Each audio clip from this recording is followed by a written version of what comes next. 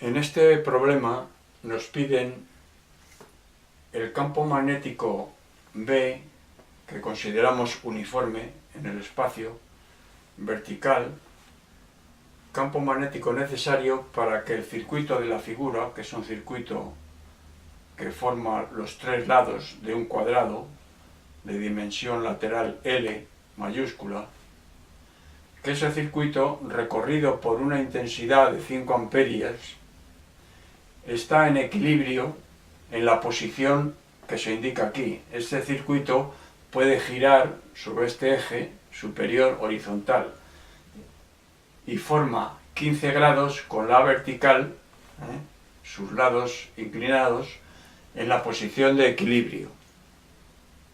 Está sometido por un lado al peso propio del circuito y por otro lado a las fuerzas debidas al campo magnético B que produce sobre el circuito por la intensidad que circula por él. El hilo del circuito es de cobre de una sección de 3 milímetros cuadrados y el peso específico del cobre es 9,8 kilopondios por decímetro cúbico. Para que un sistema o un sólido en el espacio esté en equilibrio, se tienen que cumplir las condiciones universales de equilibrio. Una de ellas es que la suma de momentos de las fuerzas que intervienen en el sólido respecto de cualquier punto del espacio o eje ha de ser cero, teniendo en cuenta naturalmente todas las fuerzas, las acciones y las reacciones sobre los posibles apoyos que pueda tener dicho sólido. En este caso, los apoyos están en el eje de giro. Vamos a ver primero cuáles son las fuerzas que intervienen y a partir de ahí calcularemos los momentos. Y aplicando esta ecuación, pues obtendremos el campo necesario B para esta posición de equilibrio. Vamos a utilizar la ecuación de momentos respecto del eje de giro de dicho circuito. Las fuerzas debidas al campo magnético B se obtienen a partir de la ecuación diferencial de F igual a la intensidad por la diferencial de L por vectorial, producto vectorial por el campo B. Un campo, como hemos dicho, uniforme en todo el espacio. Sobre los lados que tenemos aquí definidos con los números 1, 2, 3, 4 del circuito, sobre el lado 1, 2, la intensidad I circula hacia abajo, está en un plano vertical y el campo magnético B también está en un plano vertical. El producto vectorial de los dos va a tener una dirección horizontal paralela al eje de giro. Vamos a trabajar con las resultantes de las cargas que son uniformemente repartidas en los lados del circuito. Todas ellas, tanto la de origen magnético como la de peso, serán cargas uniformemente repartidas, cuya resultante estará en el centro de cada tramo. En este caso, en el tramo 1-2, la fuerza magnética, como digo, será ortogonal al plano vertical que forman I en su dirección y sentido con B. Entonces, el sentido de la fuerza resultante es F1-2, que ya digo que estará en el centro, que será exactamente igual y de sentido contrario a la F3-4 del tramo 3-4, porque aquí la intensidad va hacia arriba. Entonces el producto vectorial este de la diferencial de L, que tiene la dirección y el sentido de I, pues naturalmente me da ese producto vectorial que el sentido, aplicando la regla sacacorchos del producto vectorial, es hacia la derecha en el tramo 3-4 y en el tramo 1-2 hacia la izquierda. Luego son fuerzas iguales, están alineadas porque están en el mismo punto respecto del eje de giro, en cada lado, y por lo tanto se anulan. No van a dar fuerza ni momento tampoco. Luego, entonces estas fuerzas no las tenemos que calcular. La única fuerza que sí va a dar momento es la del tramo 2,3. La fuerza magnética del tramo 2,3, esa sí va a dar momento respecto del eje de giro. Y esa fuerza, su módulo, será igual a I por la suma de todos los diferenciales de L, si la fuerza total es la suma o integral de las diferenciales de F, como B es constante, multiplica a la suma de los diferenciales de las diferenciales de L, y la suma de las diferenciales de L es L. Luego eso será I por L, y como es L es ortogonal a B, es el producto de los módulos. Luego será L por B, el producto vectorial, ¿no? El producto de los módulos, puesto que el ángulo es 90 grados, el seno de 90 es 1, luego entonces es directamente el producto de los módulos, I por L y por B. Ahora vamos a ver las fuerzas de peso. ¿Qué magnitud tienen? Las fuerzas de peso son todas iguales y también están uniformemente repartidas en los lados del circuito. Luego su resultante estará en el centro, como la F sub 2,3 también estaba en el centro, por ser uniformemente repartida. Digo que estarán en el centro de cada tramo, la resultante de todas esas fuerzas de peso diferenciales.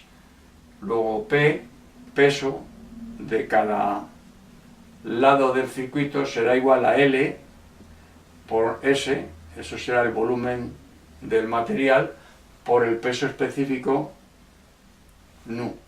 Ese será el peso en módulo. Bueno, pues ahora vamos a calcular los momentos de estas fuerzas respecto del eje de giro. Y lo vamos a hacer 0 y entonces obtendremos el campo necesario B para esta posición.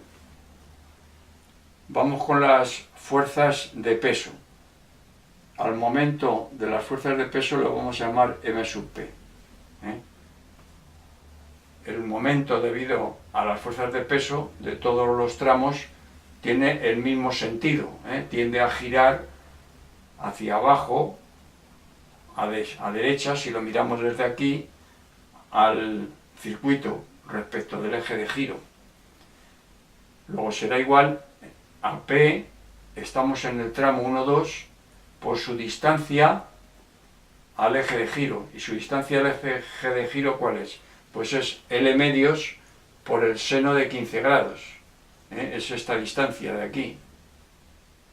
Luego será igual a P por L medios por el seno de 15 grados sexagesimales. Estamos hablando de grados sexagesimales.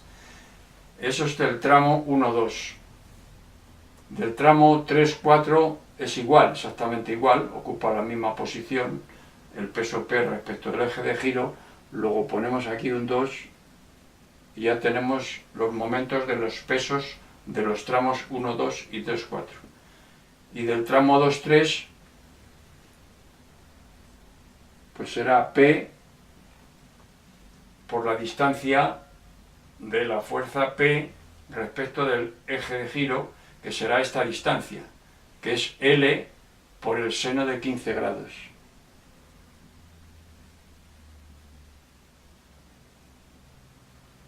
Entonces, el momento de las fuerzas de peso, el 2 y el 2 se va, estos dos sumando son iguales, es igual a 2P por L por el seno de 15 grados. Ahora vamos al momento de las fuerzas magnéticas. Como la única fuerza magnética que da momento es la F sub 2,3, lo vamos a llamar M sub F, al momento de las fuerzas magnéticas respecto del eje de giro, será F sub 2,3 por la distancia respecto del eje de giro, que es esta altura. Esta fuerza es horizontal, es ortogonal al eje de giro, luego el momento será F sub 2,3 por esta altura que es L por el coseno de 15 grados.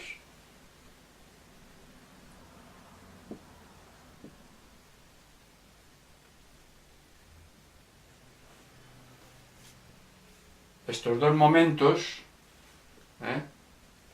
el módulo, que los hemos escrito aquí, son de sentido contrario respecto al eje de giro. Si miramos desde aquí, los pesos P tienden a girar a derechas al circuito, mientras que la fuerza F2,3 lo tiende a hacer hacia izquierdas, sentido contrario. Luego entonces esta ecuación se reduce a que M sub P menos M sub F es igual a 0. Ya solo módulos, ya hemos dado el sentido a cada uno de los momentos. Luego entonces me queda, si sustituimos P por su valor y F sub 2,3 por su valor, me queda que 2P, que es L por S por nu por L por el seno de 15 grados, ese es M sub P.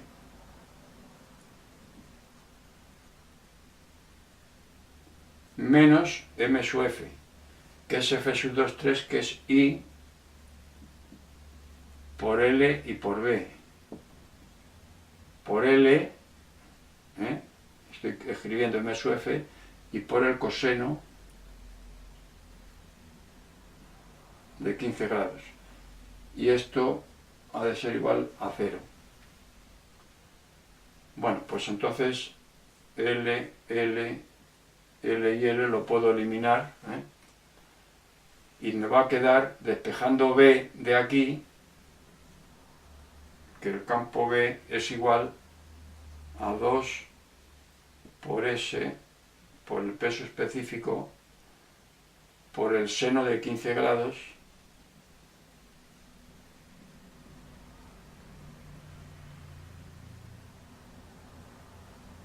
partido por I por el coseno de 15 grados. Seno partido por coseno es la tangente. Luego esto es igual a 2 por la sección, por el peso específico, por la tangente de 15 grados, partido por la intensidad. Bueno, pues ahora ya no tengo más que sustituir valores.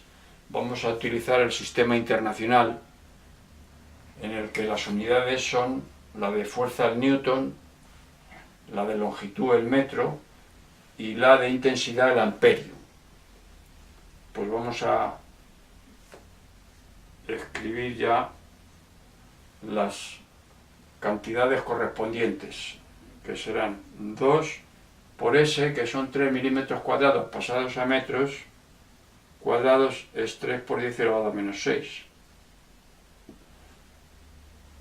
por el peso específico, que es 9,8 kilopondios por decímetro cúbico, pasado a kilos por metro cúbico, son 9.800 kilos por metro cúbico, pero como lo tengo que pasar a newtons, lo tengo que multiplicar por 9,81. Y ahora por la tangente de 15 grados, que es aproximadamente 0,27.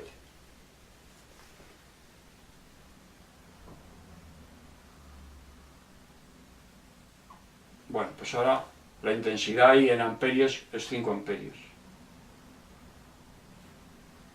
Bueno, si operamos esto, lo que obtenemos es 28,3 por 10 elevado a menos 3